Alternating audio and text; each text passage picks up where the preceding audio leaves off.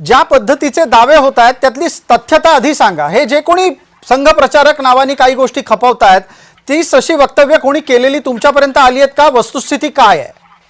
बघा, परवाच परमपूज्य डॉक्टर मोहनजी भागवत यांनी जे वक्तव्य केलं की युवकांशी संवाद साधा, प्रधानमंत्री मोदीजी स्वतः युवकांशी संवाद साधतात, जर दोन्ही संस्थांचे शीर्षत्व नेतृत्व बोलतात आहे तर विकासजी कोणचं काय बोलतात आहे? यांच्या पार्टीमध्ये असे तर किती लोक?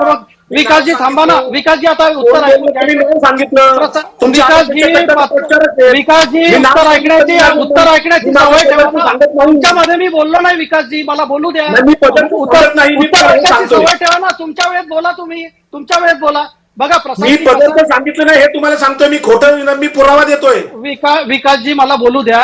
प्रसादजी, सगळ्यात महत्वाचा प्रश्न विरोधकांनी स्वतःला विचारायला पाहिजे की यांच्याबद्दल जनतेत एवढी निराशा काय आहे?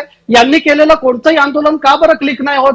कारण काय, त्यांना माहिती आहे यांची कथनी आणि करणीमध्ये फरक आहे। जेव्हा हे म्हणतात की पॉलिटिक्समध्ये मेहनत आणि मेरिटला महत्व पाहिजे आणि यांच्या सगळ्या पार्टीमध्ये त्यांच्या एका परिवाराला संधी मिळते, जेव्हा पाकिस्तानचे असंख्य आतंकवादी हमले भारतावर झाले काँग्रेसच्या वेळेला त्यांनी काही ऍक्शन नाही घेतली। जेव्हा समीरजी मुद्द्यावर येऊयात थोडंसं, समीरजी मुद्द्यावर येऊयात थोडं, मुद्द्यावर येऊयात। आता मी पुढचा प्रश्न घेतो म्हणजे आपल्याला एक नवा मुद्दा चर्चेमध्ये मिळेल।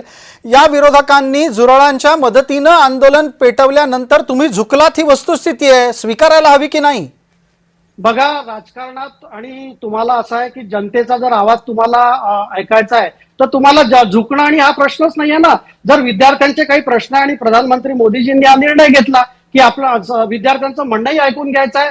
पण बघा प्रसादजी, सगळ्यात महत्वाचा मुद्दा काय, या आंदोलनामागे इथे इतका प्रचंड मोठा राजकीय हेतू आहे, त्याच्यात इतकी अर्वाच्य भाषेत प्रधानमंत्री मोदींना शिव्या दिल्या, हे सगळं बाजूला ठेवून प्रधानमंत्री मोदीजींनी विद्यार्थ्यांशी संवाद साधला, कारण त्यांना असं वाटलं की चला यांचा जो मुद्दा आहे तो आपल्याला ऐकून घ्यायचा।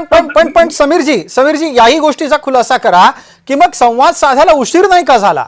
जर हाच संवाद आधी झाला असता तर कदाचित जो संताप व्यक्त झालाय तो ज्या भाषेत व्यक्त झाला ती योग्य का अयोग्य याची स्वतंत्र चर्चा होईल। पण समीरजी, जर संवादाची पायरी पहिल्यांदाच चढली गेली असती तर हे प्रकरण एवढ्या टोकाला गेलंच नसतं।